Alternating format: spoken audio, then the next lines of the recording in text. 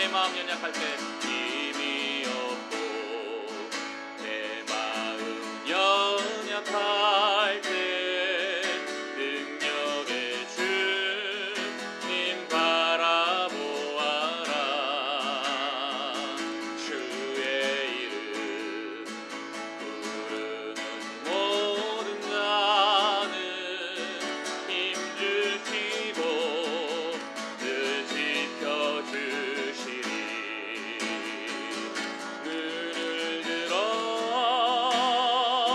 주를 보라. 내 모든 염려 주께 맡겨라. 슬플 때에 주님의 얼굴 보라. 사랑의 주님 안식 주리라. 눈을 들어 주를 보라. 내 모든 염려 주께 맡겨라. 슬플 때에 주님의 얼굴 보라. 사랑의 주님 안식 주리라. 눈을 들어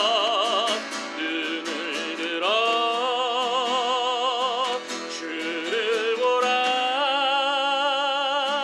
내 모든 염려 주께 맡겨라.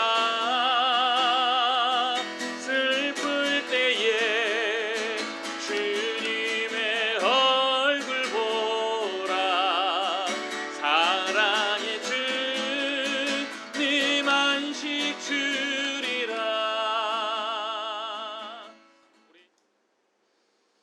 네, 우리가 이번 주일에 계속해서 우리가 야고보서 또 연결되어져서 고난을 당할 때 참고 인내하라 두 번째 시간으로 말씀을 들었습니다.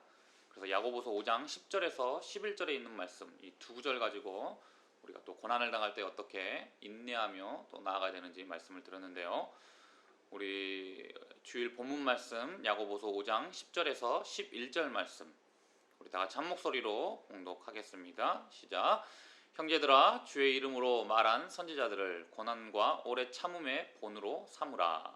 보라, 인내하는 자를 우리가 복되다 하나니 너희가 욥의 인내를 들었고 주께서 주신 결말을 보았거니와 주는 가장 자비하시고 긍휼히 여기시는 이시니라. 아멘. 야고보 사도는 성도가 고난당할 때 바로 오래 참고 끈기 있게 견디라고 말하고 있습니다. 그러나 이해할 수 없는 시련 가운데 인내하는 것 쉽지 않다라는 것이죠.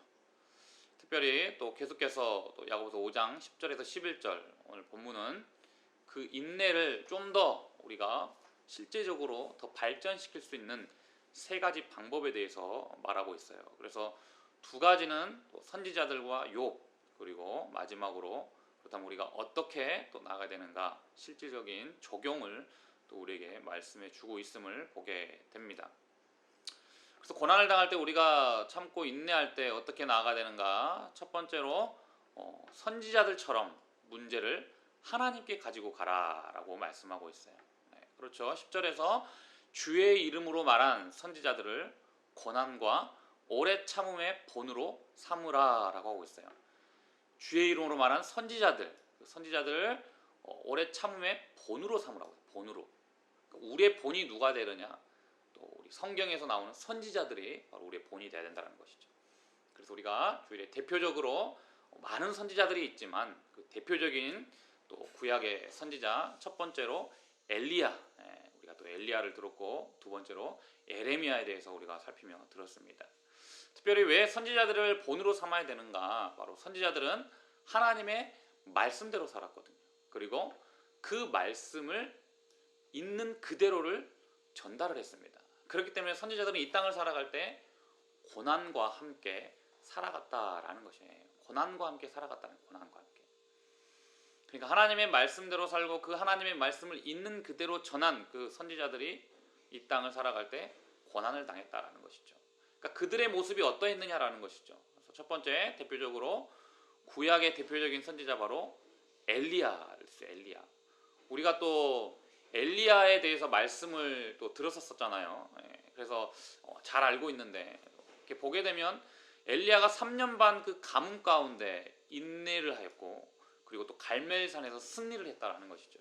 그런데 그 이후에 보게 되면 이 아합과 이세벨, 그 이세벨의 말 한마디로 인하여서 또 이 엘리야가 낙심하고 죽기를 구하고 로뎀나무 아래 가운데 나아가잖아요. 그런데 엘리야는 그런 그 아픔과 또 죽기를 자청하는 그 상황 속에서도 엘리야는 무엇했느냐? 자신이 가지고 있었던 그 문제를 하나님께 가지고 갔다. 하나님께. 그러니까 선지자들은 무엇을 했냐면 문제가 있을 때 하나님을 찾았다라는 문제가 있을 때 하나님을 찾았다. 에레미야도 마찬가지라는 것이죠. 에레미야를 눈물의 선지자라고 하거든요. 에레미야. 하나님의 말씀을 전하고 순종했어요. 그런데 고난을 당했다라는 것이죠. 가족들의 배신이요, 사람들의 비난이요, 왕의 위협이요. 여러 가지 고난 가운데 살아갔다라는 것이죠. 그래서 오래 참다가 결국 감정이 폭발하여 자신의 생일까지 조주하게 되죠. 그러나 이런 고난과 상황 속에서도 에레미야가 잘한 것이 무엇이냐? 엘리야처럼 또 문제를 하나님에게 가지고 갔다라는 거죠. 문제가 왔을 때, 고난이 왔을 때 그 생일을 조주할지라도 결국 무엇했느냐? 그 문제를 가지고 하나님께 가지고 나아갔다는 하나님께 가지고 나아간 것이. 그리고 또 에레미야는 무엇입니까? 하나님이 자기와 함께 하시고 보호해 주실 것을 믿었다는 거예요. 보호해 주실 것을 믿었다. 그러니까 선지자들처럼 문제를 우리는 어떻게 해야 되느냐? 하나님께 가지고 가야 돼요. 고난이 왔을 때, 문제가 왔을 때. 물론 여러 가지 신앙생활 하는 가운데 있어서 믿음 생활 하는 가운데에서 무조건 우리는 문제를 하나님께 가지고 나아가야 되는 것이죠. 어떤 상황 속에서도 하나님께 가지고 나아가야 된다는 것이죠. 그래서 보라, 인내하는 자를 우리가 복되다 하나니. 네, 선지자들처럼 문제를 하나님께 가지고 나아가고 그렇게 인내할 때 복되다 말씀하신다는 것이죠. 그래서 마태복음 5장 10절 11절 의를 위하여 박해를 받은 자는 복이 있나니 천국이 그들의 것입니다. 하나님을 위해서, 하나님의 그 의를 위해서 복음을 증가하고 하나님을 위해서 살아가고 신앙생활을 나아갈 때 박해를 받는 것 복이 있다. 선지자들도 이같이 박해하였느냐. 선지자들도 동일하게 박해를 받았다는 것. 그래서 그 선지자들은 무엇했느냐? 문제를 하나님에게 가지고 나아갔다는 것. 그러니까 우리 역시도 무엇했느냐? 하나님에게 가지고 나아가야 된다는 것이죠. 그래서 천국에서 가장 큰 상을 받는 자들은 이 세상에서 가장 큰 고난을 당한 자들이다라는 것이죠. 무엇을 위해서? 믿음을 위해서. 두 번째입니다. 욥처럼 이해할 수 없는 상황에서도 무엇하느냐? 하나님을 신뢰해야 된다. 하나님을 신뢰하는 것은 무엇이에요? 하나님으로부터 무엇이에요? 하나님을 등지지 아니한다는 거죠. 하나님만을 의지한다는 것이죠. 모든 소유를 잃었고 욥은 정신적인 고통이 있었어요. 네. 재산, 자녀, 건강, 또 아내가 하나님을 저주하기까지 하고 도망치고 친구들이 정죄했어요. 네. 인간이 당할 수 있는 고난은 욥이 다 당했다라고 볼 수 있어요. 그런데 욥이 이 상황에서 무엇합니까? 입술로 범죄하지 아니하다. 주신 이도 여호와시며 거두어가시는 이도 여호와이심을 무엇했느냐? 찬양했다라는 거죠. 그런데 고통이 끊이지 않고 계속되자 무엇합니까? 생애를 저주하였고 죽고 싶어하고 하나님께 결국은 항의도 한다라는 것이에요. 그런데 여기서 욥이 잘한 것이 있다라는 거죠. 무엇이냐? 이해할 수 없는 상황에서도 하나님을 저주하지 않고 믿음을 지켰다라는 믿음을 지켰다라는 게 욥이 잘한 것이죠. 그리고 하나님의 답변과 욥의 깨달음이 나타나게 되는 것이죠. 하나님께서 무엇이라고 하십니까? 창조주 되신 하나님의 주권적 섭리, 하나님의 개입하심이 있다라는 거죠. 그리고 인간의 이성적 한계를 알게 하셨다라는 것이, 하나님이 깨닫게 하셨다라는 것입니다. 네. 그러자 욥이 무엇합니까? 보이는 세계도 이해할 수 없고, 그런데 보이지 않는 그 하나님 섭리를 따져 묻고 분노한 것에 대해서 회개를 했다는 것이죠. 하나님은 우리를 못하느냐? 깨닫게 하시고 돌이키게 하신다는 것이죠. 그러니까 욥처럼 이해할 수 없는 상황에서 우리는 무엇해야 되냐? 바로 하나님의 주권적인 섭리가 있고 계획이 있다라는 이 사실을 기억하면서 하나님을 신뢰해야 된다라는 것이죠. 지금 현재 우리가 이 목자 모임을 이 온라인으로 하고 있지만 이런 상황 속에서도 우리는 또 무엇하느냐? 하나님을 신뢰하는 것이죠. 그러니까 우리가 어떤 상황이 오더라도 무엇하는 것이에요? 하나님만을 신뢰해야 된다. 신뢰하는 하나님을 의지해야 된다. 그래서 보이지 않는 그 하나님의 섭리를 따져 묻고 분노한 것을 또 회개했던 것처럼 우리의 악한 마음들을 또 돌이키고 회개하며 철저하게 하나님을 신뢰하며 나아가야 된다는 것이에요. 이게 바로 욥의 모습이었다는 것이죠. 그러므로 저와 여러분 역시 이 욥처럼 이해할 수 없는 상황에서도 하나님을 신뢰해야 될 줄로 믿습니다. 마지막 세 번째, 우리는 또 무엇 해야 되는? 고난당할 때 하나님의 성품을 기억해야 되는 것이죠. 하나님을 신뢰해야 돼. 하나님의 성품을 기억하는 것. 그러니까 하나님의 성품을 기억하면 선지자들처럼 문제를 하나님께로 가까이 갈 수 있고, 그리고 또 욥처럼 어떤 상황 속에서도 하나님을 신뢰할 수 있다는 것이죠. 하나님의 성품 두 가지가 나타나고 있습니다. 첫 번째는 무엇입니까? 주님은 결말을 선하게 이끌어 가신다는 하나님. 주께서 주신 결말을 보았거니와 라고 11절 하반절에서 말씀하죠. 욥의 결말이 아닌 주께서 주신 그 결말이 있다는 것이죠.